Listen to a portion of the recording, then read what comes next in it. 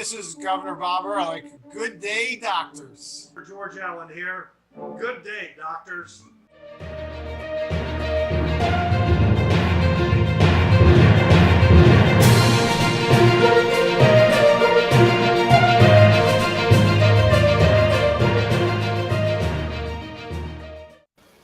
Good Friday, everyone. It is Friday. We were off last week. It is Dr. Pox and the Political Architect Show. Got the usual cast: Dr. Jeff in Maryland, Dr. Don in Maryland, Dr. Dwight's in Florida, the freedom-loving state of Florida, where it's sunshine and 88 degrees, and we've only had rain once since I've been here. We had two back-to-back really warm days, and then it dropped like 30 degrees between every Really? day. But it's really nice. So isn't Sunday supposed to go up to like 65 or something like that? Yeah, I don't know. Supposedly. Yeah. And it's not supposed to rain too, which is good because I am starting my voyage back home tomorrow. And by the way, Tuesday night at Potomac Pizza in College Park at 7 o'clock, the University of Maryland College Republicans have their event with Governor Ehrlich. It's only $20 for non college Republicans. So I think we should all go out there, show the support. This is Liliana's project, and we should definitely go out there and show our support for Liliana. So it's been a busy week. President was indicted. The president had his little presser in Florida. Joe Biden blames Trump for the debacle in Afghanistan. And I see the Maryland legislature passed $15 minimum wage. Yeah, what a week. But didn't they already do that though? I thought in Maryland they already passed the $15 minimum wage. Yeah, I don't know. It's hard to keep track of this minimum wage thing because we had that huge wave, of fight for 15, all the union, all this stuff. Oh yeah. And then the pandemic happened. Everything changed, and $15. Retailers mostly blew past that number, right? Yep. I mean, you can go to Burger Kings and make $20 or more an hour, and stuff like that. So P.F. Chang's pays their managers $90,000 a year. Yeah, I mean, I think if you go to, what is it, Panda Express? I mean, Yep. They have, I think, in their window they're saying, 60 to 80,000 for their manager. Yeah, which is really good. It's a good salary. Yeah, I mean, look, if you've never been in that industry, I mean, it's a lot of work. The manager in a restaurant is not like the white collar manager in an office, right? Yes. You're working your butt off for that. Yes.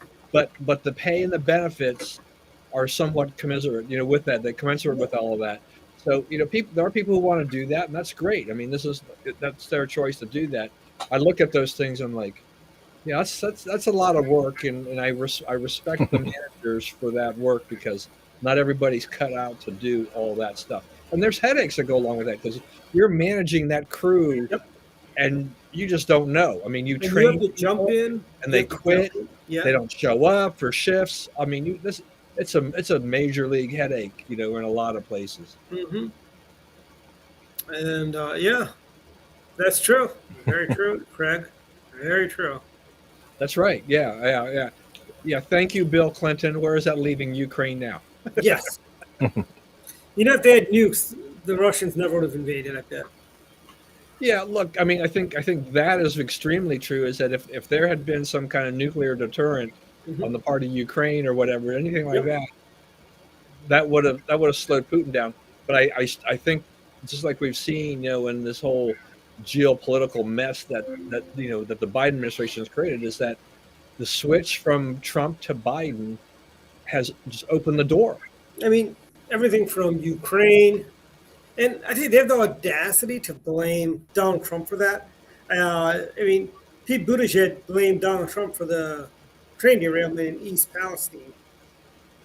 Right. I mean, I think the Democrats, when they take over the White House, they spend a lot more time blaming their Republican predecessor. Didn't Barack Obama spend 8 years blaming George W. Bush?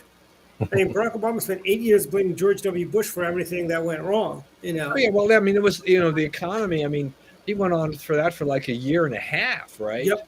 it was ridiculous. It's like, at what point do you own the economy? How long does it take before you have to say this is your policies? I understand, when you have a change of administration, particularly from Republican to Democrat, not everything. January 21st. Mhm. If things go south, then it's the administration has barely gotten together. It's not their fault. Yep. Policies haven't been in place, but you cannot tell me that a year into your administration that the policies of your Republican predecessor are to blame for the ills that are out there. I mean, remember 2012? I mean, he was. The Democrats were telling everyone, even if your life is not better today than it was 4 years ago, tell everyone it is. I mean, really. I mean, and a lot of people were still in dire straits in 2012. Frankly, everybody was expecting. I mean, including Mitt Romney. And even I think Barack Obama, because there was that 60 Minutes interview, he goes, I'd rather be a good one-term president than a mediocre two-term president. And I think he was kind of resolved to losing in 2012 too. But we know what happened then and how that movie ended. Yeah, well, I mean, we talk a lot, or we see a lot about, the media talking about, and others about liberals about kind of the polarization of America and things like that. But I look at Obama. When Obama came in, that was one of his things that he said. He says, "I'm going to, bridge that divide, between the aisles there and stuff like that." And I believe firmly that, Barack Obama actually split the party, split the country more Yep. so than anything else. He didn't unite anybody. Yeah. We wound up more divided after Obama's term than we ever had been before. Yeah. And look at us now under Joe Biden, who was supposed to be, who was a moderate, as he put it. He was going to bring people back together and end the divisiveness in Washington, and he's kind of put that on steroids, frankly. Well, I think technically Biden himself is a moderate. It's just that the people around him, there aren't any moderates around him. I mean, There are no more moderates left in the Democrat Party. I mean, there's no more Scoop Jackson or Pat Moynihan, or even what's his name, the guy from Georgia whose name fails. Zell Miller. Zell Miller and Sam Nunn. Yeah, that's another one. And then Joe Lieberman's not there anymore. You don't have any. Yeah, even if we weren't great fans of some of these guys in general, I mean, Scoop Jackson was, he was strong on defense. I mean, you would see these things of a lot of these Democrats, particularly in the South, though Jackson was obviously from the Northwest, that, the blue dog Democrats, were a force to be reckoned with. Yep. And they had the Democrats have become so liberal left, they have chased all the blue dog Democrats. I mean, even Bill Bradley was a moderate. Yeah. Bill Bradley, Fritz Hollings of South Carolina. By the way, just a little note: Fritz Hollings is the one that put the Confederate flag on the state capitol, which Nikki Haley took down. Exactly, Carl Levin. I don't know, Carl. Levin, I'm kind of like this. Yeah, he really wasn't that much of a moderate. I guess maybe if you compare him to. I want Craig to explain that a little bit more. Yeah, Carl Levin was. It's like saying Regal was a moderate, former senator from Michigan. And, I suppose it's all relative based on today's standards. No, Zell Miller was actually Zell Miller supported President Bush in he's just throwing names out. Yeah.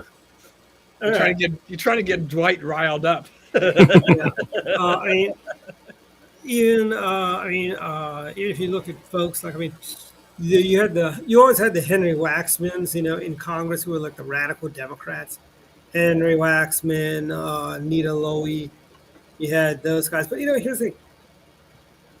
I hate to say it. I think Nita Lowey was not as bad as say AOC's and some of and I don't think Waxman was nearly as bad as what's her name, Ulan Omar from or any member of the squad or even. Let me tell you, Henry Waxman was. I hated Henry Waxman. He was a horrible, horrible, very liberal guy. But let me tell you, Jamie Raskin is worse than Henry Waxman ever was.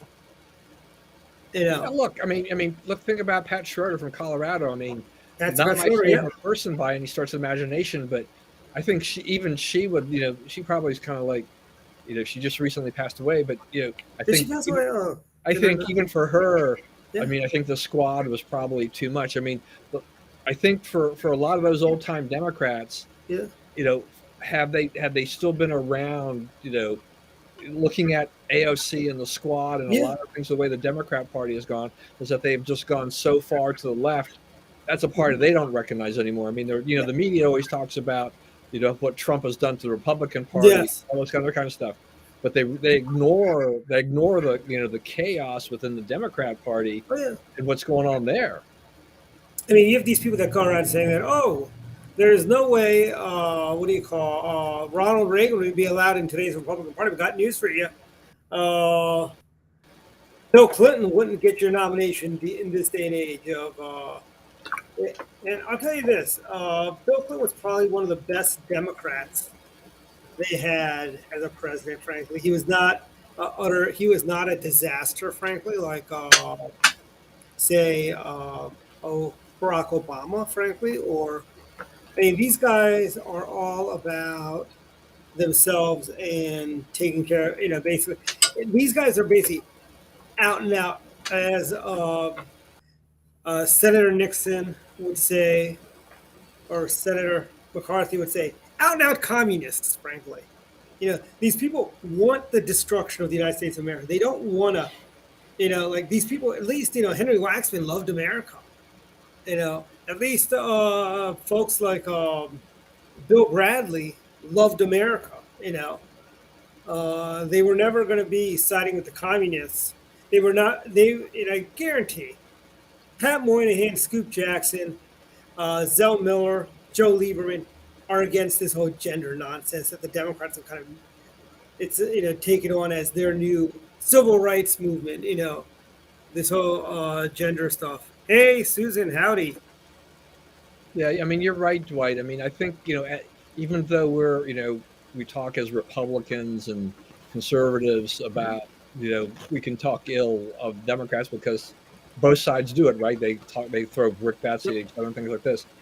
The old Democrat Party, the Democrat Party as we knew as we were growing up, very different than today's party. And I think, you could say a lot of bad things about the Henry Waxmans of the world, but yeah, I mean, I don't think the patriotism angle was something that could be questioned. But boy, you can easily question the patriotism, of a lot of these people that are in Congress now. You can just you see their machinations and where they're doing them as they continue to tilt things left. I mean, even what's his name? Even I'm trying to think of I mean, look at and Maxine Waters. I mean, she was probably the worst of the worst. I mean, she was pretty hardcore, frankly. Yes, happy Passover to everyone and happy Good Friday, everyone. Thanks for the reminder. I believe it is day 2 of Passover. Craig, correct me if I'm wrong. And today's Good Friday. Easter is this Sunday. I mean, Maxine Waters was the worst of the worst. I mean, you had Major Owens in New York. He was a horrible guy. But I'll tell you this. I guarantee Major Owens is very much more against. He would probably also be to the right of AOC in the squad. You've got, I mean, he'd be to the right of Jamie Raskin. You have people, even Senator Simon of Illinois. Who was an old style. I mean, he was friendly with Paul Weyrich. Him and Paul Weyrich were actually friends. Senator Simon of Illinois,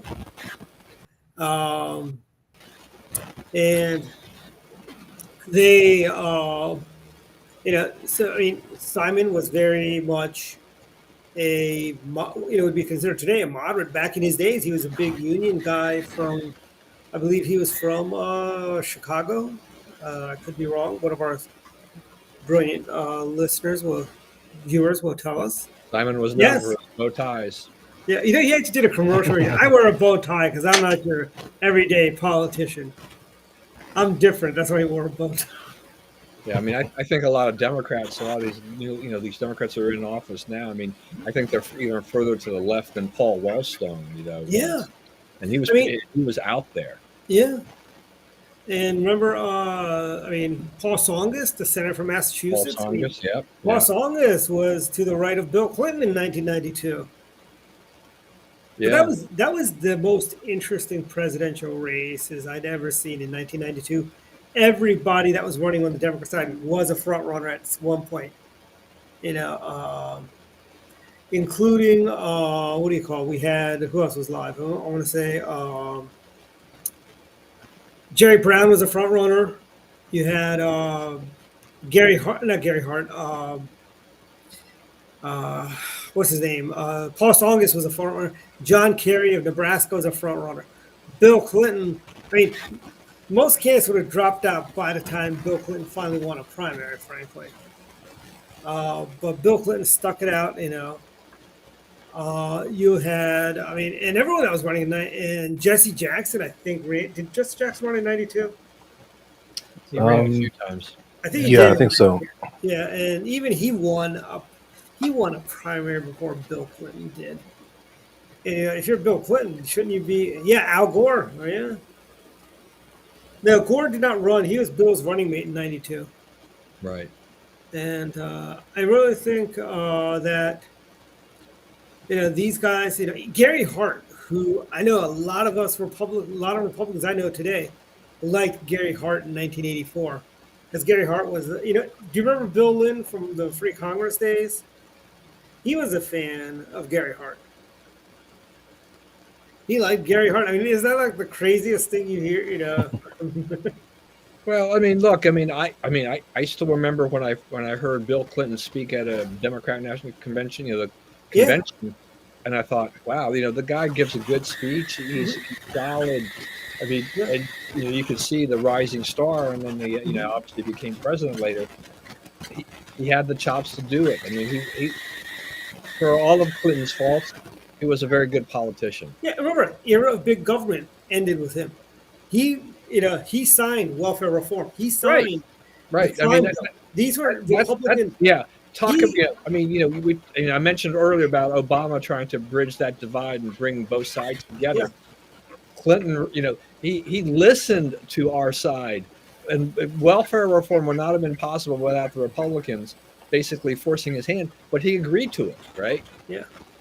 That's a very interesting question. That's a very interesting question, Craig. There's a guy on YouTube that does alternative histories, and he did one. What if Ross Perot won the '92 presidential election? We would have been doomed to a life full of charts, I think. Yeah. It's like, can you imagine his State of the Union? He would need a tripod. What do you call it? An easel with his State of the Union. Yeah, I don't know. But it's interesting how far. And the Republican Party has not gone that far to the right since the days of Reagan. We are still the same party we were under Reagan, as in we believe in national security, lower taxes, fiscal responsibilities, family values. That is the Republican Party's core principle. We have not changed our core principle. While the Democrats, there used to be pro-life Democrats. Remember, I think Senator Casey might be the last pro-life Democrat. We've let pro-choice Republicans speak at our national. Remember, Bill Weld got a primetime speaking slot in 1992. In 1992, the Democrats refused to let Senator Casey's dad, the governor of Pennsylvania, speak because he was pro-life. Republicans, we're just more democratic in our party than the Democrats are. Yeah, and you talked earlier. You mentioned earlier about Ronald Reagan. Some people saying Ronald Reagan wouldn't be welcomed in the party today, but in reality, in my mind, the Republicans have been searching for the next Ronald Reagan for the last 35 years now. Yep. So, I think here's the thing. So is Robert Kennedy Jr. running against? Is he thinking about running against Joe Biden? Yeah, there was something about. Is he going to run to the? What's he going to do? Run to the left of Joe? He's pretty lefty himself. Well, yeah. You have.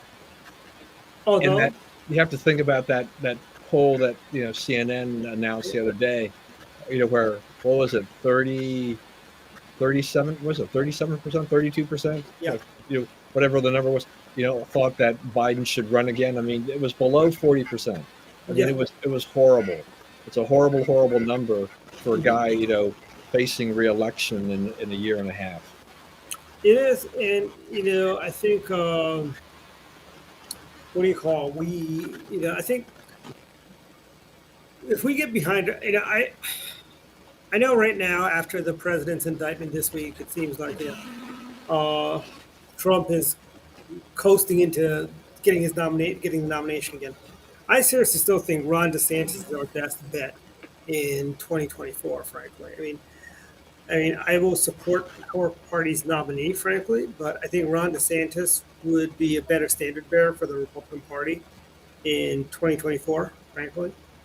And I tend to agree with you right now. I mean, what I need to see from DeSantis is that, we know what he's like as the governor of Florida, and he's very popular there in Florida. They love him here in Florida. But we need to see him. We need to see him on the stump as he goes into Iowa and New Hampshire and and doing those types of things to see how he plays with other parts of the country. Remember in 2016, Scott Walker was the man to beat, and Scott Walker didn't even get to Iowa. That's how I got a whole bunch of Maryland for Walker lapel pins. And Maryland, Dwight, we know you're Mr. Lapel Pin guy. Oh, I found out. You'll make a lapel pin at the drop of a hat. The new vendor I've got is $1 a piece, roughly about $1 and a nickel a piece for a lapel pin. I'm like, I am getting lapel pins for every occasion now. It's like $1 each. Yeah, we're gonna do this. We're like, I'm working on pins for Governor Ehrlich. 20 years ago, he was governor of the great state of Maryland. Gave us the Bob Ehrlich Expressway, ICC, for all you liberals who all opposed it. And then you have people, and the Montgomery County Council wants to put speed cameras on the ICC, which is really funny. They're a bunch of morons. But I'm going to be doing a special commemorative 20-year lapel pin for Governor Ehrlich as well, for some stuff that's going to be happening later this year for the governor. Also, Asa Hutchinson got into the race. Yeah, I mean, he's basically announced his intention. I think the technical thing is that he will officially announce towards the end of this month. Mm-hmm. But he's kind of put it out there that he wants to run, and that Trump get out of the way. Is this the Hillary Clinton? I intend to run without saying. Remember when she was it was at 20. Was it 20? When was the first time she was run for president? Well, she ran against Obama. Yeah, 2012. Yes, that's when she was being really coy, and she goes, "I'm intending on running" or something like that. But yeah, I mean, Hutchinson. I mean, he was the darling of the conservative movement back in the days before he had the. Yeah, I mean, there were a lot of conservatives. I mean, the thing is, I mean, he's been around for a number of years. Yeah. He was in the Bush administration, which may, cause some pause for some people, but his name recognition is near zero. Yeah, that's going to be a problem. I mean, Nikki Haley has definitely much higher name recognition. Vivek Ramaswamy has better name ID than Asa Hutchinson. Yeah, and and Vivek, you got to give that guy credit. He's spending money, and I'm seeing his ads in Florida. He's got this ad where he says, "I'm a Republican. My opponent, we're not a banana republic. We should all call on the condemn the DA and have him drop the charges." And I think it's a great. And also, while I'm here in Florida, I've seen a lot of "Make America Great" PAC ads against Ron DeSantis. They're like, Ron DeSantis voted to raise the retirement age to 70 years old. Ron DeSantis voted to cut Social Security. And the other one was Ron DeSantis voted for Paul Ryan. And I'm thinking first of all, reforming Social Security, that's a Republican tenet. Raising the retirement age to 70 is not a bad thing. I think retirement age should be 72, frankly. But, I will agree with the governor and say 70 is good enough. Because, but what I will, we were talking beforehand about how in France, they just raised the retirement age 2 years, and it's still 1 year sooner than you can retire in America, frankly. Yeah, and I mean, and even here, I mean, they did when the last reform of Social Security pushed the retirement age up, right? So my official Mhm. full retirement for Social Security is at 66 years and 10 months, Yeah, right? So there, so it had gone from 65 to basically up to 67, yeah. depending upon exactly what year, what month you were born, Mhm. and so it doesn't really bother me that much. That's fine. I And I wasn't. want to say pre-Reagan, wasn't it 55 or 58 was 59 and a half was the retirement age? Pre-Reagan? I don't know how long. You can retire at 62, but you'll lose a big chunk of your benefits by Mhm. doing it. I think. There's all kinds of things in there. But as you were saying, we were talking about France beforehand. France is just very interesting. As I said, pre-show, the first wave of demonstrators against this were the old people, were the pensioners. The labor unions, which are very Mhm. strong in France, turned out their people to protest against this change. Now Macron ran for re-election, as this is part of his plank, was that he was going to try to reform this. France has 42 different pension programs, okay, and he wanted to basically say, we need to fix this. We can't have 42 different systems. Yeah. Everybody's getting different pay depending on where they're working. We need to unify this, and we need to solidify it. They're running surpluses now, but in a few years, those surpluses will turn to deficits, and those deficits will grow because the number of workers supporting, the retirees is shrinking and shrinking fast. And that is And a the, worldwide problem that is not going away.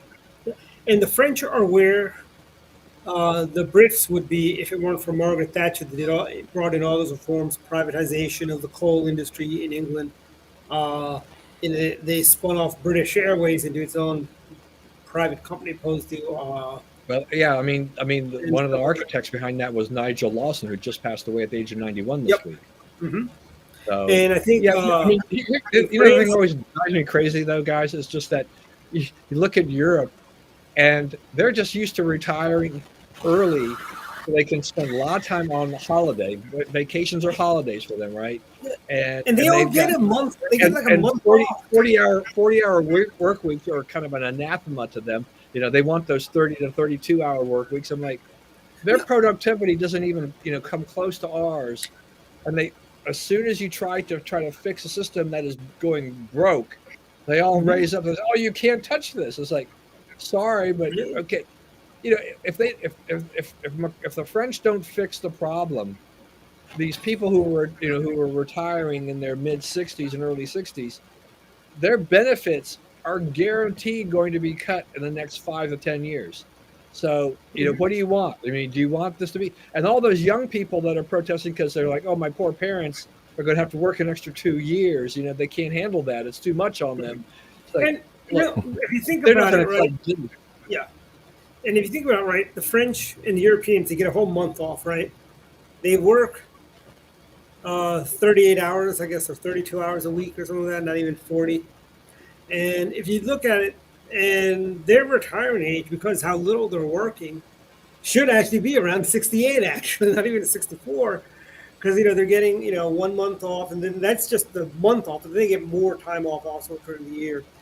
I mean, yeah, And the labor contracts, the labor unions are very powerful in yeah, Europe, and the contracts are very favorable to the workers. I mean, every time someone tries to raise the work week, the workers yeah. go ballistic. It's like, oh my gosh, we got to work an extra 2 hours a week or whatever. Heaven And you got forbid. people, and you got these, Please, will somebody show them Japan and Korea? yeah. Some of the most I mean, overworked people in the world are in those countries. over in India, work week is 6 days in India. I think Japan's also Yeah. a 6 day work week. Well, that's South the thing. Korea is I a mean, 6 day. it's not unusual in Asia for them to Yeah, work 6 days a week, right? yeah, yeah. I mean, it's like, in Asia, I think schools are also 5.5 days. Like they go Saturday half a day, or they may have changed it They have now. some But of I that. know I mean, it's just really, really crazy. because I know when I did my report in fourth grade on Japan, kids there went to school for 6 days a week instead of 5 days a week. Everyone was like, "Boy, are we glad we're not in Japan? We'd have to go to school on Saturdays," Uh, but And here's the thing. I think, yeah, that is true. Very true.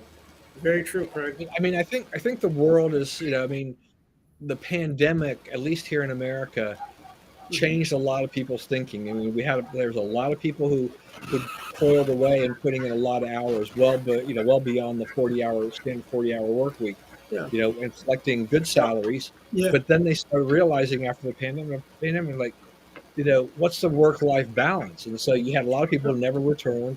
They went on and decided to do other Yeah. things and tried to figure out how they could reorder their life. Mhm. I have no problem with people trying to kind of find that right balance for them. It's like, why do you want to spend all Yeah. your life working and not Mhm. enjoying life? We don't know how long our lifespan is, right? It's like, as that old saying is like, nobody ever really said, I wish I could have spent another day at the office, right, on their Yeah. deathbed.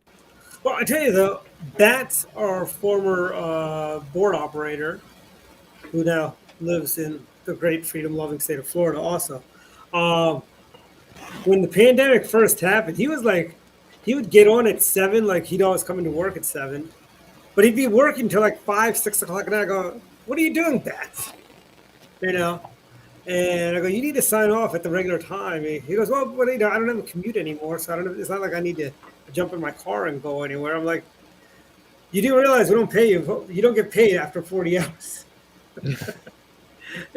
And that actually happened to a lot of developers in the development community where they were actually working longer hours because they're working at home. And I mean, it took a while for them to get to achieve the work life balance, frankly. And I think developers and programmers have been just as productive or more productive working from home than they were at the office. Because at the office they'd leave, and then while they're at home, many of them put in extra hours and work and do stuff, which I think they shouldn't, but they do. And it's like, what am I going to do? I can't, saying, hey, you work too hard when you do when I do when I do like an evaluation, what am I going to say? You work too hard, you work too long. That's like, it's like, really, it's a good problem to have if your employees are just overworking themselves.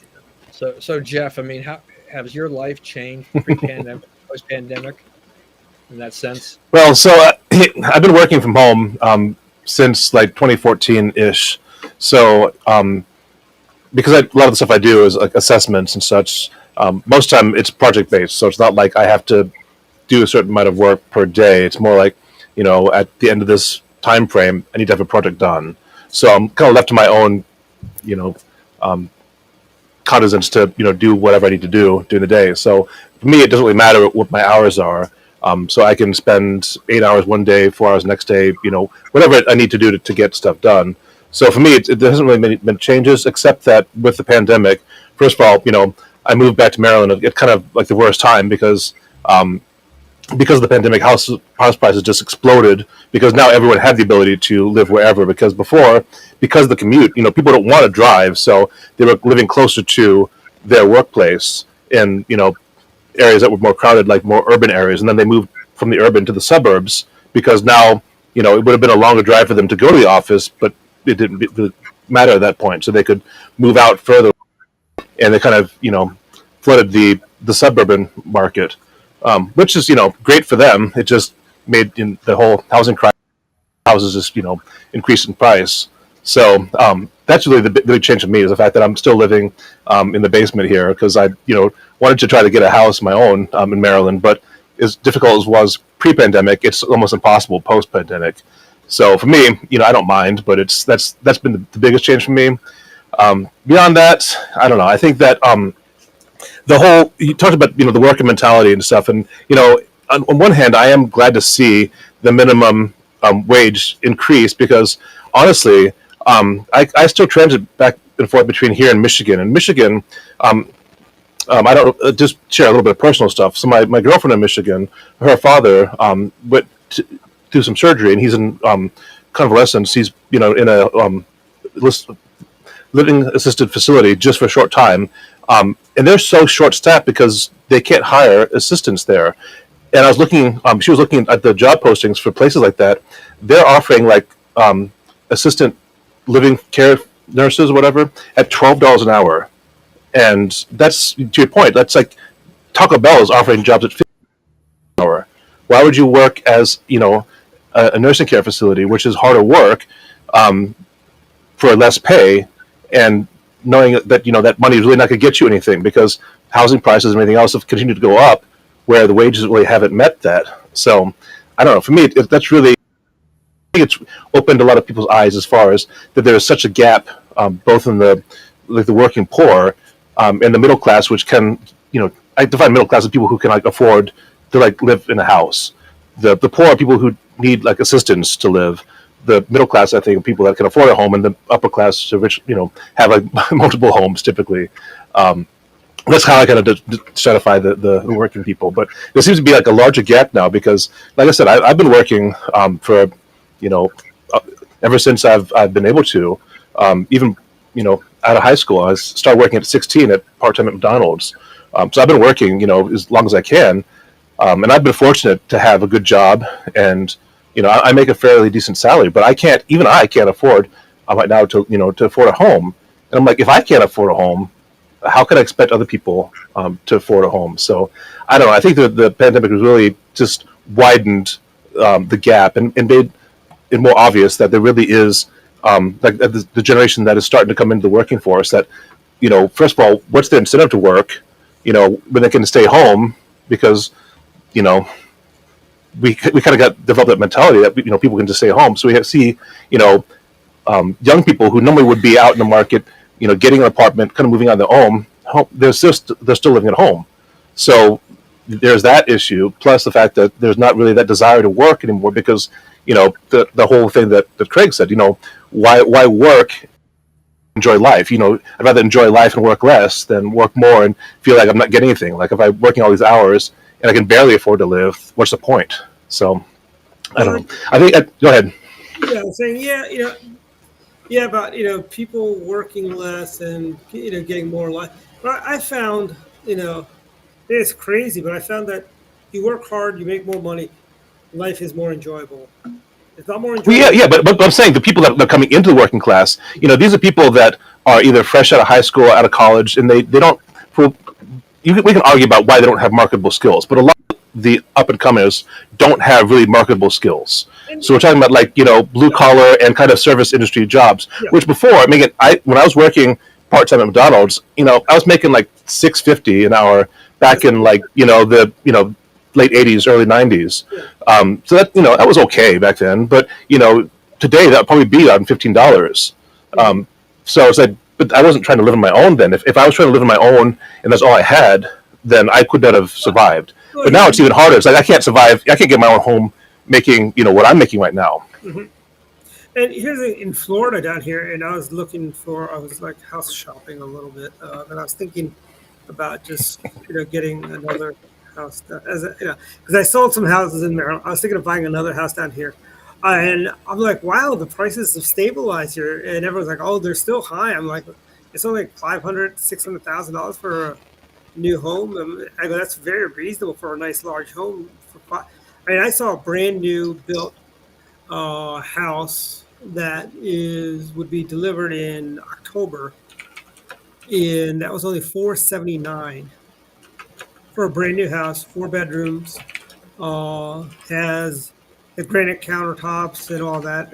Unfortunately, in Florida, the builder does not give you a refrigerator and a washer dryer, so you have to buy a washer dryer and a refrigerator on your own. But that's still only $3,000 if you go with the super high end washer dryer, and you get a refrigerator you get a Frigidaire for about $1,200 to $1,500.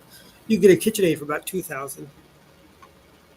Yeah, I just put a chat message for us. So I read this article recently about how housing prices in the West Coast are actually falling, but in the East Coast they're still rising. Now, Florida is a bit of an unusual state because its demographic population is different. It's a very large state and still has a lot of undeveloped areas, and because of the people that come down and retirees and stuff like that, it's a different dynamic. But generally speaking, East Coast living is just expensive, and so it's I can understand why there's such a crisis in the general sense. Yeah, And remember, East Coast living. I mean, I bought my first house for $185,000 in the Woodmore area, and I got rid of it recently for a little bit more than 185.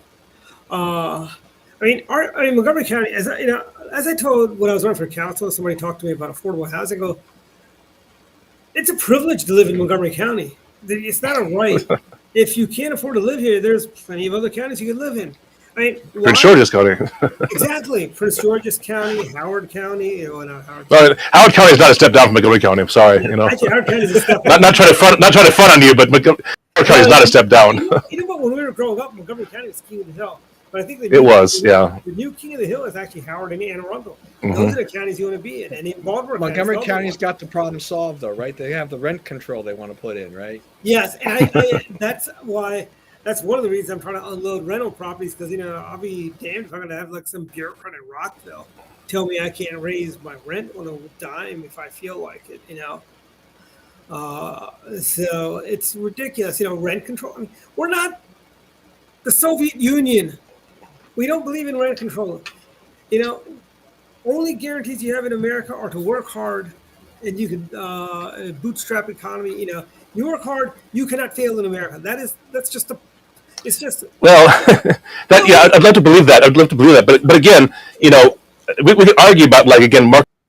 When it comes down to it, a lot of people, either because of circumstances or other issues, they don't have the kind of education or skill set that they can just go out and make a really high paying job, which is people in the service industry, whether they work at fast food or restaurant or whatever. I mean, there's a whole section of populace that are service workers, and I'm not disparaging by any means. I'm just saying that it's hard for service workers, and this includes people like healthcare workers in assisted care facilities.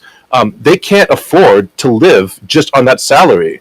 Mhm. It's if you look at what they make and what the cost of housing is, and then the cost. We talk about this all the time, but the cost of the consumer price index, how that's just blossomed, and it's gone way past the normal 3% inflation standard that we use. It's just not possible. There's such a gap between what you can make and then what you have. And I understand that I'm not giving handouts. I'm saying there is a gap between if you are a person who is just uneducated or just not or don't have the marketable skills to go out and can get a white collar job. The blue collar jobs, you used to be able to get a blue collar job and still afford a home.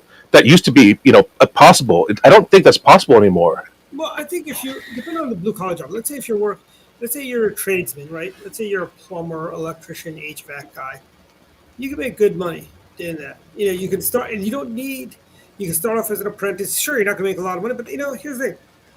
When I had my first job in public policy and so on, when I was working, I was only making $25,000-$30,000. I forget. Yeah, I mean, actually, when I was working with Don, I was making $30,000 a year, and I was like, wow.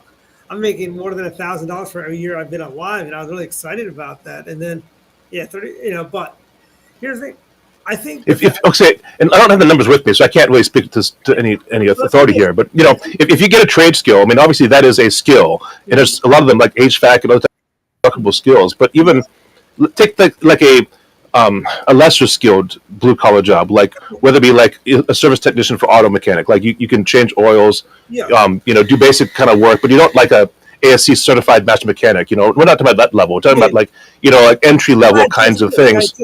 Changing your business anymore. You can't, even with that, you can't afford to live on your own. It's just not the way. There's such a gap between what you're earning. That's saying if you stay there for years that you may eventually be able to earn that. But what I'm saying too is that I've been working for 30 plus years. I make what I consider to be a fairly good salary, but that's also a Michigan based salary. What that translates to here in Maryland, it doesn't even match. I mean, at all. If I still live in the East Coast, I could definitely afford a home. But the point is in this area, in the East Coast, you talk about Maryland's $15 minimum wage. I think that makes sense because in Maryland, there's a higher gap between what the federal minimum wage is and what the cost of living in Maryland is. Here's the thing, Jeff. $15 makes sense. Montgomery, Howard, Anne Arundel, Baltimore counties, right? PG County. But if you're living in Wycomico County, where the great Julie Giordano is the county executive. $15 an hour is actually where the average price of a house is about $75,000 to $110,000, I think, in Wycombe County. Julie, if you're watching, feel free to chime in and say that no, Dwight, you can't buy a house for $75,000 in Wycombe, but you can buy you can buy houses in Berlin for roughly about 100 grand, 125 grand, something like that. Or Western Maryland, like Hagerstown. Hagerstown, you could buy a house for a reasonable amount. Bats used to commute from Martinsburg while his house was being renovated in Annapolis, but Bats commuted all the way from Martinsburg. And right now, there's actually a guy I know that commutes from Harrisonburg, Virginia, but he's only coming in 1 day a week, so it's not the same as when James was coming from Martinsburg every single day. And he'd still get there at 7 a.m., which is funny. So yeah, I mean, to your point, I mean, it's not equal across the state, and there are still like a lot of rural areas in Maryland. I mean, Maryland, like we talked about, like Ocean City, that area there. You go a little further west. I mean, there's still a lot of undeveloped farmland. So I can see that in some cases, there are some areas that it may not warrant the $15. But again, I don't know. I've not tried to do the numbers there, so I'm not sure what the house prices are, what the cost of goods are. But like radically different as far as maybe the house pricing may be a little bit different, but radically different. Eggs is not going to be radically different. There's still going to be a lot of just consumer price skills that are higher than what they normally would be, like as they normally be like years ago. So again, the housing, in terms of affordability, but that's only one part of it. I think it's Joe Biden's war on the middle class with his inflationary policies, frankly. He's raised interest rates. He's made it next to impossible for the average person to own a car, pretty much. To buy a brand new car. I mean, if you want a decent car, I don't think there's a single car out there. Correct me if I'm wrong. I know Justin Wages is watching. He's in the auto industry. And tell me if I'm wrong. I don't think there's a car you could buy that's under $30,000 right now, unless you went for like a Tercel. Well, not a Tercel, not going to make those anymore. A Corolla or a Nissan Echo or whatever they're. The Leaf. Or the Not the Leaf. It's their tiny car. It's like the. There's like the Tercel. The Versa, Nissan Versa, I think is the smallest one. Yeah. It used to be the Stanza. Years ago. Yeah. So I mean, again, and you can get like a no frills car. I think my nieces got their lowest end Nissans. I think they got it. Yugoslavia, yeah. But I think about 16,000. So you can get like a no frills car if you really want one for below 20,000. But it's hard, and you certainly are getting literally no. It's just the basic like four wheels and windows. But if you have a family of four, you're not going to get. I mean, it's hard to get four people in a Sentra, with or even a Corolla for that matter. Actually, the Corolla's gotten bigger for 2024, 2023. But I mean, I remember the Honda Accord used to be a tiny little car. Now it's like a full size car. But I don't think for an average family of four, a Corolla or a Sentra is the ideal car for a family of four.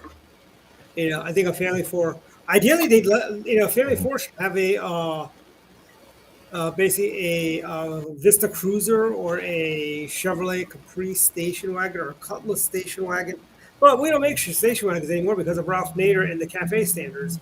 That's what killed off the station wagons. So here's my radical idea. So I know I tend to be a little more liberal in some things than some Republicans, but I don't. I believe in I believe in like healthcare reform, but I'm also for like a graded. Because we talked about a little bit about the Social Security. I'm with you. I think Social Security needs to be reformed. But Don, you're probably aware. I mean, I'm not saying about you're like older than us, but I'm just saying that as you get closer to retirement, you know that like the sooner you take the retirement option, the less it's like if you wait longer and longer, you get more per year. That's a graded scale where it's like it makes sense that it encourages people to wait before they get retirement, Social Security retirement.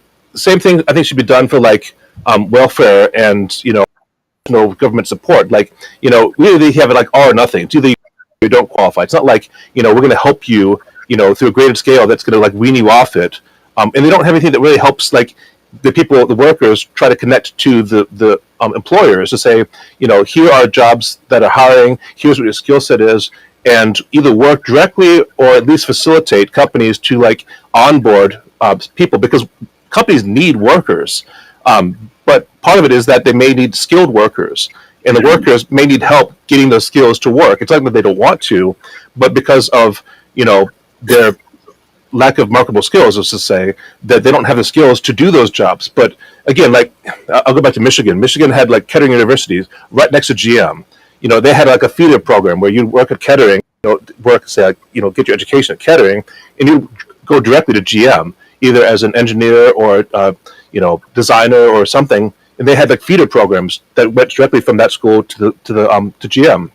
It's like, and there are colleges that kind of have feeder programs, but that's the kind of stuff that I think would be helpful, because people who want to enter the job force, and for whatever reason, blame it on education or whatever, they don't have the skills, help them get the skills. And part of it's like retraining, or it could be something, the fact that, we look at the coal miners in West Virginia, and like, if we're going to do away with coal, let's help them get jobs that, that they can get retooled for, that we can help them learn how to do other things. The difference between when we were going to school and kids today, when we were going to school, we had the electives that you could take, even if you were not in the NEC, you could take a comp sci type class. You could learn basic programming back then.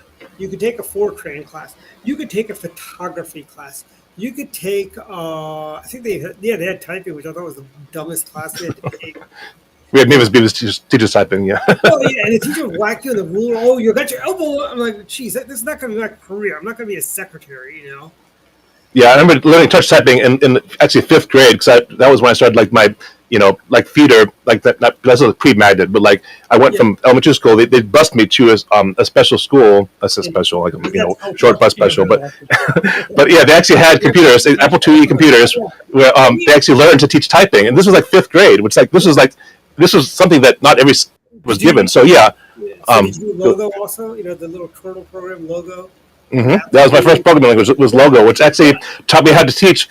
Yeah. Interesting enough, recursive programming, which was a skill that most do, because they just think like 10 print hello world, 20 go to 10. They don't know about like nested structures and like how to think in terms of like how do you do something recursively as opposed to iteratively. Anyway, so it's a great experience. I love the fact that I had that programming experience, but not every kid got that. And I'm extremely fortunate that I was kind of picked out and said, okay, you've got the skills, to do this. I thought that was a great program, but I don't see those programs anymore. I don't see programs where they pick out kids that have aptitude and certain skills and say, we're going to give you the opportunity to nurture those skills. And that's the problem is MCPS and the public school system is focusing on this gender dysphoria stuff, all this nonsense stuff that does not build marketable skills. I think when we were going to school, if you took, I guess, even if you took wood shop, or if you took advantage of a class at the Edison Center where you could learn how to HVAC, that would actually, or painting, I think was one of the other things they had at Edison, and I mean, Blair, we had the photography program, which was really good. Mr. Allen was a great photography, and Miss Terzian were great. Miss Bloom, I don't think you were that great, frankly. Was the photography teacher, and you gave me a C just because you wanted to give me a C, opposed to an A, because Mr. Allen gave me an A for the 2 semesters I had. Hey, don't be throwing shade, these are all good teachers. So he doesn't have a chip on his shoulder at all, does he? No, but I mean, anyways, she was a very hippie liberal teacher, Miss Bloom. She taught photography, But anyways, but the point, the point is that I think that there, again, you can blame the education system, whatever, but kids today, I'm just being generous here. They don't have the same marketable skills as they did years ago, and the industry has changed, and education, the curriculum hasn't really kept up for that. And we kind of expect kids to go to college to look at those skills, but then even colleges, there are so many colleges that still teach like standard stuff. So it's like, yeah, you have a college degree, but you still don't have like a specific marketable skill. Now you like know like more advanced English and more advanced math, but you don't have like you don't leave college knowing how to repair air conditionings or repair cars or how to We you may had not know how to some program, stuff, yeah. but to trade We had woodworking. that. And so trade schools, I think, are a great thing if you know, hey, I got a great interest in mechanics, being a mechanic or being a repair person. That's I think those are great, or electricians. And you know But we talk about like people like being an accountant or being, a lawyer. I mean, obviously lawyers and doctors, they have those trains, but just general skills like you think we about had a, what is the marketplace filled with. Kids nowadays, they don't know what they want to do. They don't know what they want to be when they grow up, I think, and there's no real programs to help them guide them. I think that's horrible that kids don't know what they want to do. By the way, Susan mentioned your volume's a little tad high, so just so you Okay, know. let me turn it down one. Yeah, Yep. but as I was saying, like kids today, I mean, I always knew what I wanted to be when I grew up. When I was a kid, I wanted to be a fireman. Then I wanted to be a policeman and then there was a short time where I wanted to be a teacher because I had this really mean teacher in the second grade, and I remember my brother goes, "You do realize you're not gonna be teaching your teacher." Or anyone related to her when you're teaching. I'm like, that is true. Yeah, what am I thinking? I wanted to be a teacher. Anyways, but that's why I wanted to be a teacher so I could be mean back to the mean teacher I had in second grade. And then I wanted to be an engineer, and I kind of knew that, and that's kind of where we ended up. The engineering sphere world. And honestly, I think we had a lot of people that in our school that this is back when MCPS actually believed in education opposed to teaching gobbledygook to kids. You could graduate. I mean, there's people we went to school with, Jeff, that graduated that didn't go to college that are not hobos on the street. Can we still say hobos, by the way? Well, we know kids. We have classmates who did graduate college and they're living, on the, benefit of others. Yeah, ended up being hobos. Yeah, but my point is this. I mean, I think we need to. The education system is broken. Teachers are too busy teaching nonsense instead of teaching, reading, writing, arithmetic. Frankly, we need to focus on STEM education. I know a lot of people say, "Oh, you're an elitist. You want to push STEM."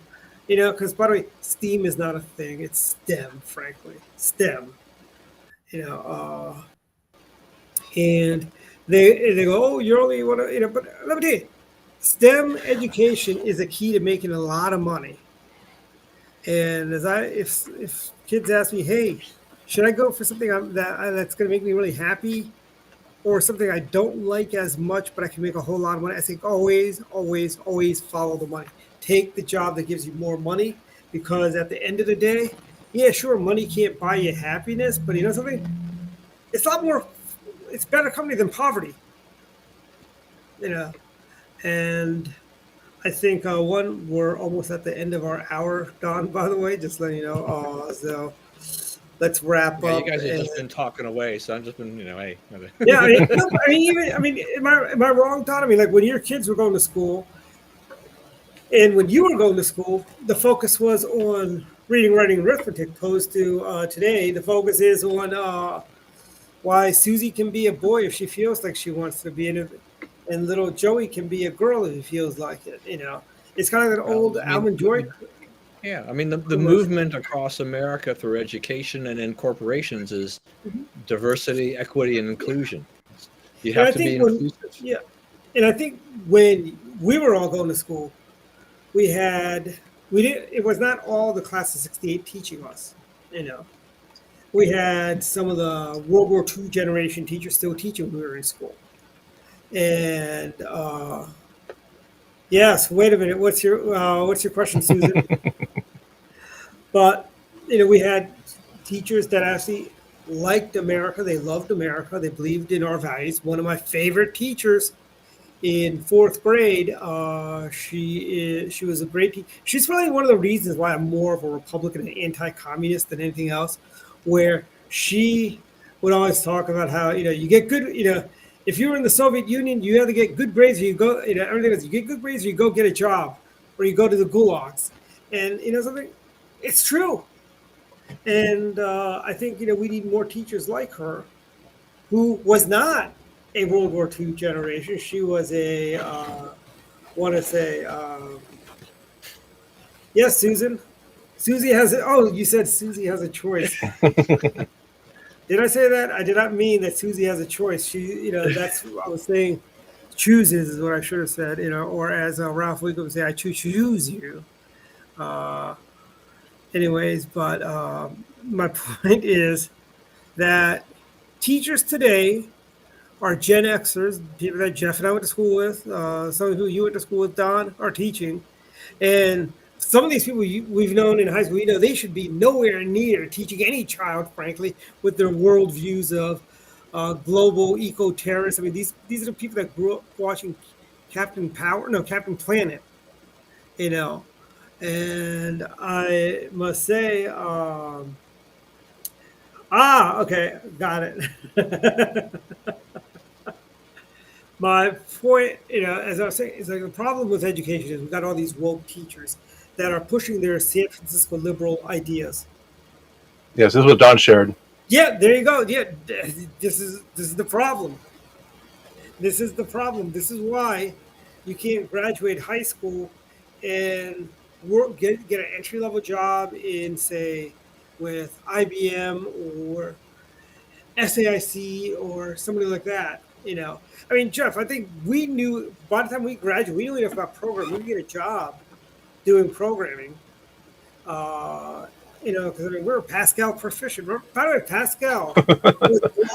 Pascal is used for phone systems, and that's nothing else practical. But yeah, but to your point, I think that in my estimation, and a lot of programs, school programs, sound good. Like the No Child Left Behind sounds good. Like you don't want any child left behind. I mean, who wants a child left behind? Nobody.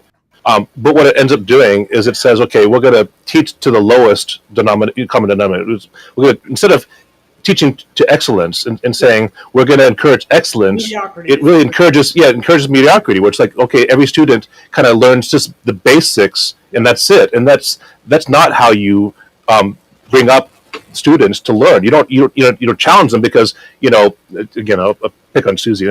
Susie can't understand this, so we can't challenge Susie because it's too hard for her. So instead of challenging students, you say we're going to basically teach them just the basics, just so that everyone can pass.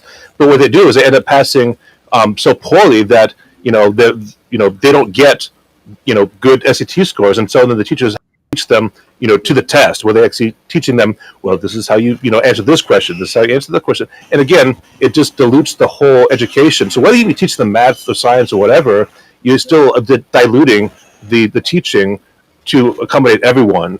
Like so anyway, when we were in school, like what do you call you had folks like that would basically yeah, I know, challenge us. Our favorite teacher, Mr. Bundy, he would challenge us. He wouldn't say, "Oh, Jeff, you can't get it, so we're not gonna, we'll just lower the bar for you." No, Jeff, why can't you get this? This is why you should be. And he worked with us, and people like Miss Terzian, not Miss Terzian, Miss Diaz, Miss Steincraft, Dr. Haney, Bob Gowals, our sponsor of our Republican Club back in the day. They were about us. Ralph Bundy, yep, that's him. Yeah, he used to teach at Walter Johnson. He taught Craig too, I believe. Oops. Yeah. How come I only see my chats? Are you a different platform? Yeah, so Susan's on YouTube and Craig's on Facebook. Everyone else was on Facebook. So yeah, we don't have a unified chat across the platforms, unfortunately. But that's end of my rant against the public school systems. Oh, physics, at WJ, right, Craig? And you talked about we were running out of time, and you went on for like 5 more minutes. I know. Well, let's get to final thoughts. Done or not? Okay. So we didn't. I guess we've been talking about a couple other things tonight too, and Dwight, you briefly kind of alluded to the transgender issue a little bit. So. There's been a raft of transgender athlete bills being passed by Republican state legislatures around the country. The Biden administration, the liberals have gone crazy about this. enough so that the Biden administration, their education department, is now proposing some new rules to Title IX that will, in effect, change the definition, adjust the definition of the discrimination so that the legislatures that have banned this can't ban them. That the transgender athletes will be able to participate in sports based on the gender they identify with and not the gender they were born with. So this is going to be a big fight. There's some questions as to whether or not Biden, the administration can actually do this.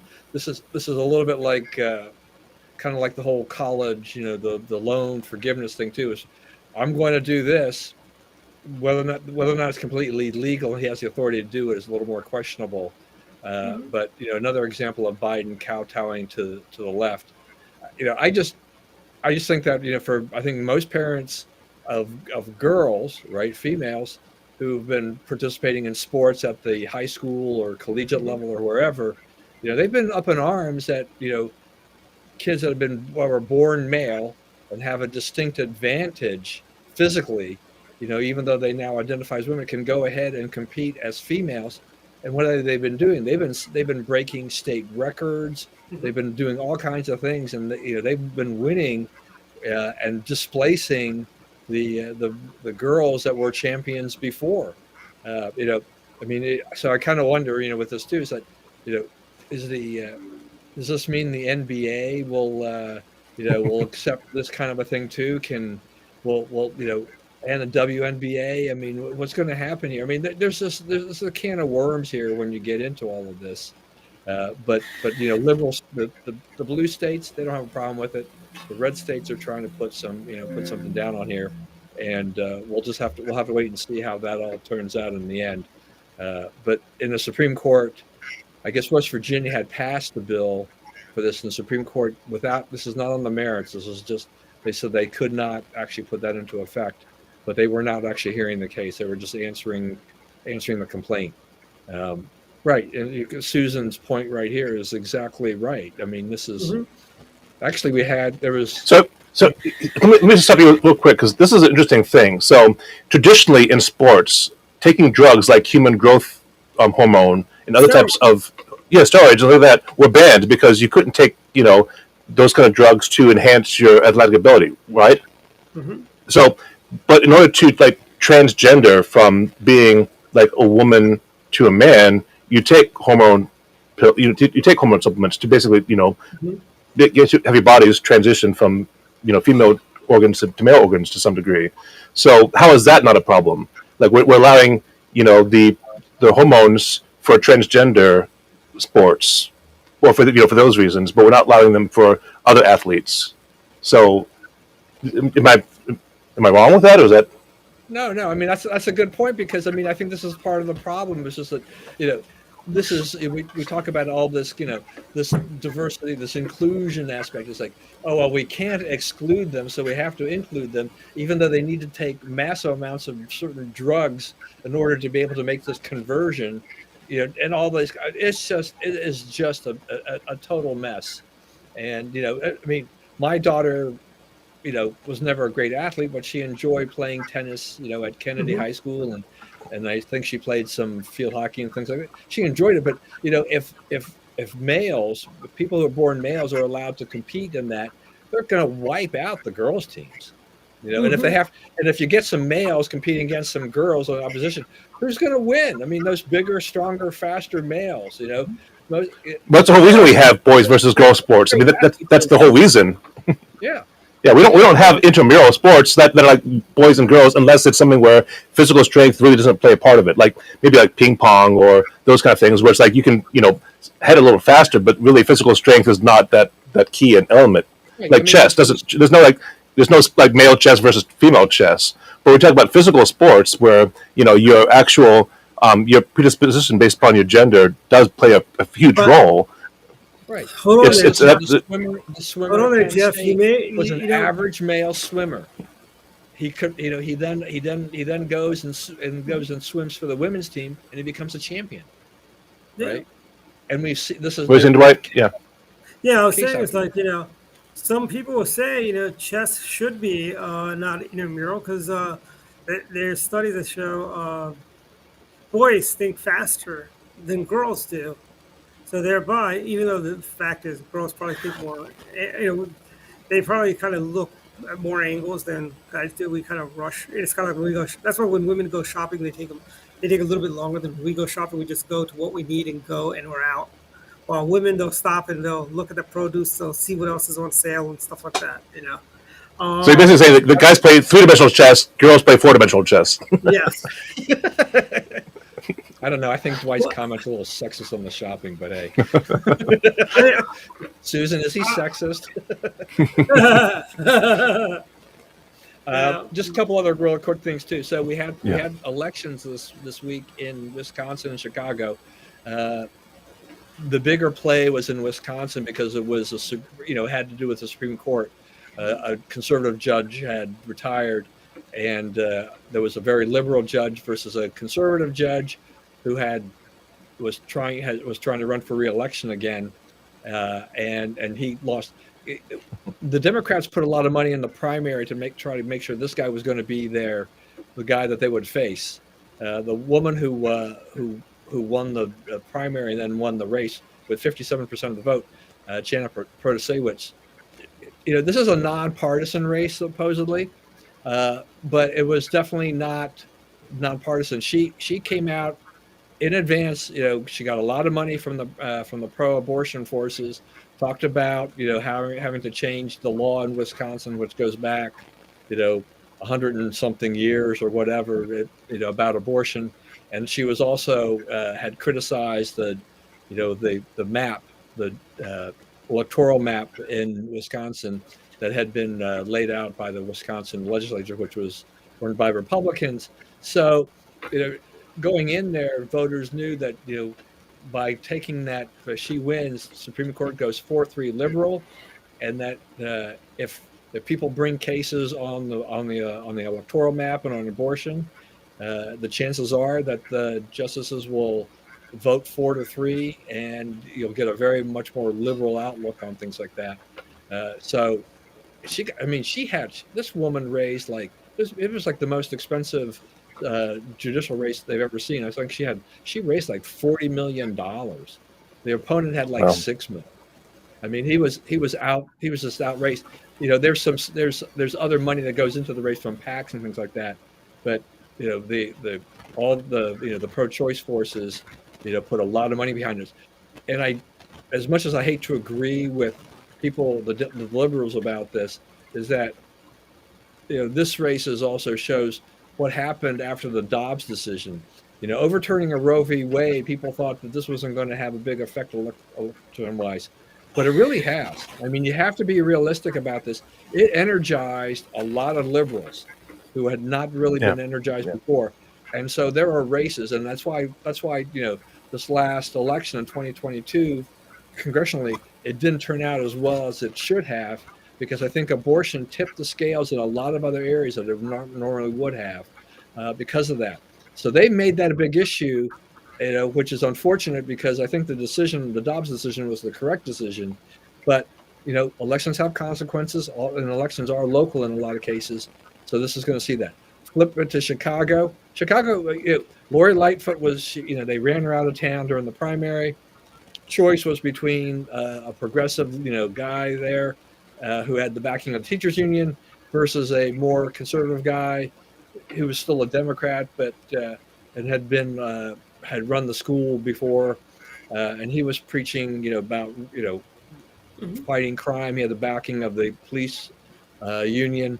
51-49, so not exactly a runaway, a decisive victory for the liberal, but Chicago will continue to be liberal left at this point. Maybe when the next election comes up, maybe a Republican might have a chance with the right platform, but the teachers union, I think, was the big sway in this thing, and which is interesting because Chicago schools are a mess, right? Crime is a mess in Chicago. I don't know that this guy's going to do any better than Lori Lightfoot. Lori Lightfoot was run out because she wasn't left enough for the left.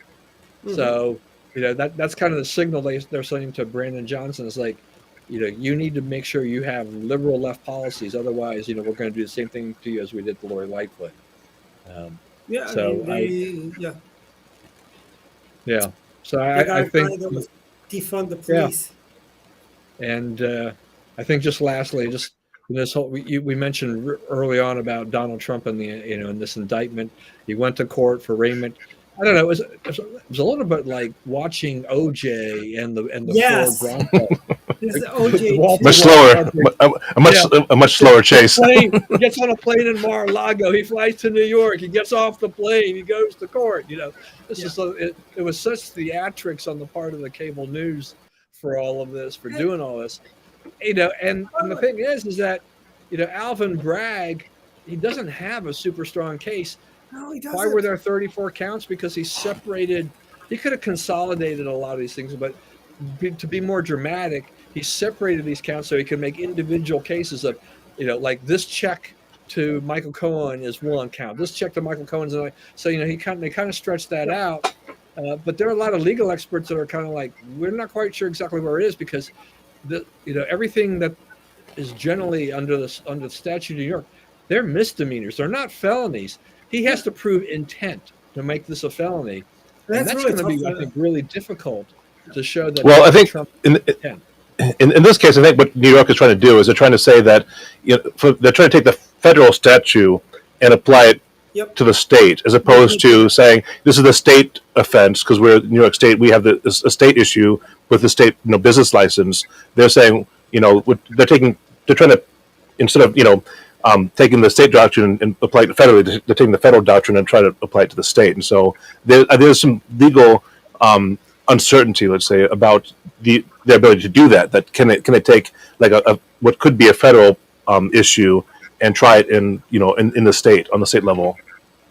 And while I'm not exactly crazy about Trump and the way he attacks people, I mean, he's attacked the judge and the family and things like this. The point with the judge is that he gave like $35 to Democrats in the last cycle or something like that. But the amount of money really doesn't matter. The fact that he's on record, showing up on federal election records as having given any kind of money to the Democrats, you do have to question whether or not is he completely impartial in this. So I think Trump, in that sense, has raised an interesting question as to, is this the judge, that will give Donald Trump a fair shake? Because he has given money to Alvin Bragg. Shame on Alvin Bragg. You know how much money it costs the city of New York to provide security for President Trump? When he flies in, you got to shut down bridges, shut down streets. Shame on him. And, he's letting criminals run free that are going out and murdering New Yorkers. And he's throwing the book at President Trump, frankly. It's like, what is the matter? And they've let criminals off the hook in New York for worse things. Carjackers. Real crimes. Carjackers. Yeah, There was a carjacker they let loose who went and shoved, I believe it was a Korean lady, onto the tracks in the subways. It's like, come on. Where are your priorities here, frankly? Yeah, it's definitely a political play. I mean, and the thing is, I think you had mentioned this at the very beginning. I mean, the Democrats think, the Democrats, they're kind of split, I think, on this. They hate Donald Trump, so they love the fact that they've impeached him twice. They would love to see him convicted and thrown in jail or something like that. But on the other hand, they do want to kind of run against him. But the thing is that all of this plays to Trump's strength. He's a great showman. He is using this to raise a lot of money, and his popularity has greatly increased as a result of this in that perverse way. And there's a town hall poll I think I heard on the radio when I was driving down that says Trump would beat Joe Biden in a head-to-head matchup. I think like an Iron Cage matchup, or what we're talking about here? Yeah, Iron Cage. That'd be great. I think if there was an election held today, despite the fact that there's this cloud hanging over Donald Trump, I think Donald Trump can beat Joe Biden. It's just the momentum is on Donald Trump's side right now. Yep. Plus, in that CNN poll I mentioned earlier, I think it was like 35% of the people polled had confidence in Biden's like mental acuity, his that kind of a thing like that. So it's, not a lot of vote of confidence here from these people that were polled about Joe Biden's ability as president of the United States. So, and even Democrats are upset. I mean, even Democrats saying this is unfair too. Even yeah, lefty Democrats. But right. All right. I bet I'm going to shut up now and let you finish it off, guys. Okay, Jeff, your final thoughts? All right. Well, I'll say two things. So first of all, kind of piggyback on what Donnie was saying about now I can't forget. But was it education? Remind me what you're saying prior to the thing about transgender, the diversity, equity, inclusion. Yeah. Right. So again, as viewers may know that Dwight and I both went to Blair High School. We were both given exceptional opportunities to excel in the STEM program and such. Education for me is dear because I had the opportunity to succeed when I went back to like just a normal high school. Like it was like for one quarter because I thought like the magnet program was too hard. I was afraid of like failing there, and I went back to like Paint Branch High School, I think it was, just for like a quarter. I was just like, it was like no kid was paying attention at all. The teacher was teaching, and the kids were just like doing their own thing. This is back in like the 80s, and like kids just like were not paying attention at all. They were just passing notes and talking about each other and just not not being like let's say rowdy, but they had no interest in learning at all. And it just was like that disgusted me so much. I'm like, okay, I'm just gonna do what I can, buckle down and do better and challenge myself to put myself in the magnet program, because while it was a challenge, I'm like the alternative was nothing. It was like there was so back even then there was such a low bar for expectations that I felt like I would be doing myself a disservice to do that. And the thing that kind of bothers me about like the liberal agenda for when it comes to education, not just the any kind of transgender studies aside or critical race theory, I don't even care about that, honestly, because the bigger issues is the fact that you look at districts like Baltimore City, you look at Chicago, you look at other areas that are pretty much just fully Democratic. There's like Republicans have no foothold at all. This is a purely Democratic led area. They can do whatever they want to. If they want to do something, they can. It's pretty much they're in control. And these are like the worst school districts, and they're the most subdivided by in the districts because the schools in the districts that have money, that's where they want their kids to go. That's let's say the liberal kids. If they even go, in all the areas that are impoverished, they don't get funding from the well-off areas. They have to deal with their own lack of funds because we're not going to let the rich kids commingle with the poor kids. And Blair was kind of like a forced mingling. I mean, Blair was, was not really a very racially mixed school before the magnet program came there. I think that part of the program was designed to introduce a more like a mixed culture there.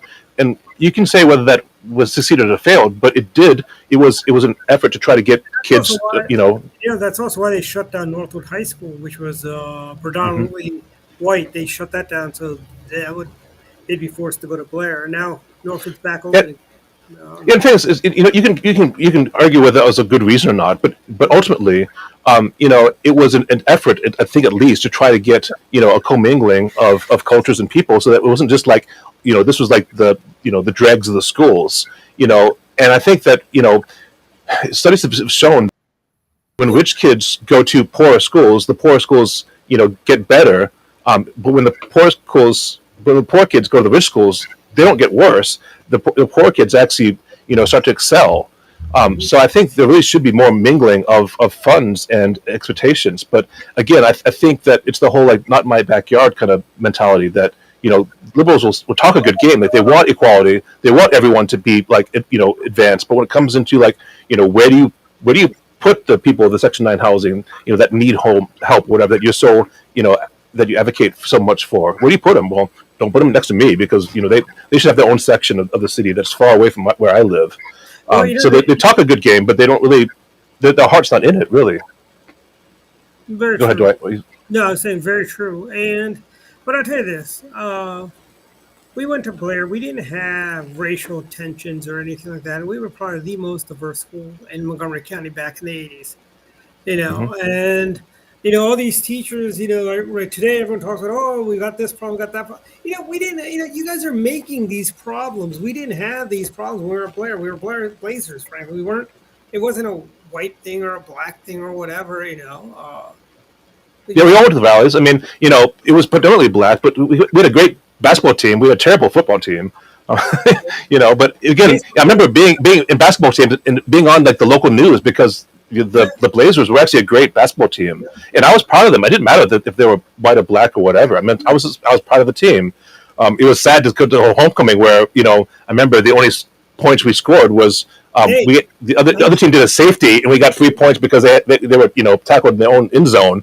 That was like 3-0 was the final score because that was the first time we went to high school in 30 years. Yeah, that was an awful game, but still, you show up because supporting. But it's saying there's a big difference between football and basketball. But again, as a school, I felt like I was part of the school regardless of whether another schoolmate was in the program or not. It didn't really matter, and I felt like we were inclusive in that regard.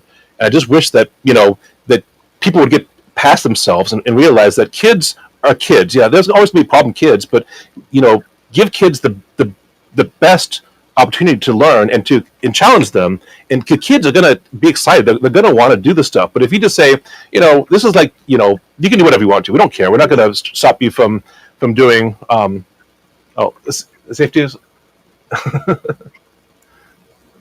Oh yeah. So Rich is saying. Safety is 2 points. Well, whatever is that? I thought a safety was 3 points. No, safety is 2 points. But the game you're talking is the 1988 homecoming game, and it was basically a field goals. Because we brought in Chop Khan from, I believe, Southern Maryland. That was the team that we lost to. We almost beat, so we thought we might be able to beat them at home, and they were brought in all the way. And I think a few years later, Chop Khan was actually a powerhouse in football. Mm. So, obviously, I'm not a football guy, and I forget totally what the thing. I just remember it was like the only time we ever scored was because off just that was the only point in the game. But I thought it was a 3 point. It's just better than Chop Khan's kicker is what it was. But anyway, it was an awful game. So it was just it was funny to actually root and then be like, it's like worse than watching golf because it's like nobody was scoring, and then finally somebody fumbled a play and that was the only score of the game. So like And we were joking, why didn't we bring down the goalpost? But when you have a sudden death overtime win of a field goal, and you traded the ball like 3 times between the two teams, or 4 times I should say between the two teams, and still haven't won. But so any other thoughts, Jeff? The other thought I was going to have was, and of course now my thought train just got derailed. I was going to say. So talking about like other areas too, and like so like I was reminded of the fact that like California, again a very liberal state now. If you're a shop owner in California, you cannot like even attempt to stop a shoplifter. If you have someone taking stuff, they just let you go because not only can you get sued, but the insurance you have for your shop will the insurance companies don't want you to get involved. So literally shopkeepers their hands are tied, metaphorically speaking. They just let people just take whatever they want to and walk out. And this video. I don't know if you heard this. California, you can steal $1,000 worth of stuff and not get prosecuted. I understand that the state assembly of California wants to raise it to $2,000 because Democrat legislators say, what do you get for $1,000 in the age of Biden inflation? So we need to double it, $2,000. I don't know. It's ridiculous. Can you imagine, being this where you think you'd be able to control inventory and control the people that even come in, but of course you can't restrict who comes in there because that's discrimination. So you can't control who comes in, and you can't control them leaving with stuff. You basically say, well, all right, well, sorry, and then the police aren't going to do anything about it, and you basically have to count it as a loss. And like, why even open a business then if you've got to accept that, and then why the people who pay for stuff are like, why am I paying for this? If this person literally just walks for it, I'm not going to walk for it because there's no consequences. Yeah. It's just like, why do we accept this? Why is this normal? Why, do we just think that, But yet, whatever? It's like, wants to go after President Trump. President Trump had gone Yeah. in and stole $999 worth of stuff out of some store on the Upper East Side. Yeah, he'd be okay, but heaven forbid. Other thoughts, Jeff? no, that's it. Okay. Okay. My final thoughts. One, very important. This Tuesday, April 11th, Governor Ehrlich will be at Potomac Pizza in College Park. It's a fundraiser for the college Republicans over there at the great University of Maryland. Starts at 7 o'clock. Please attend. It's free for all college Republicans. It's only $20 for. We're in the Biden economy. Can you get pizza for $20?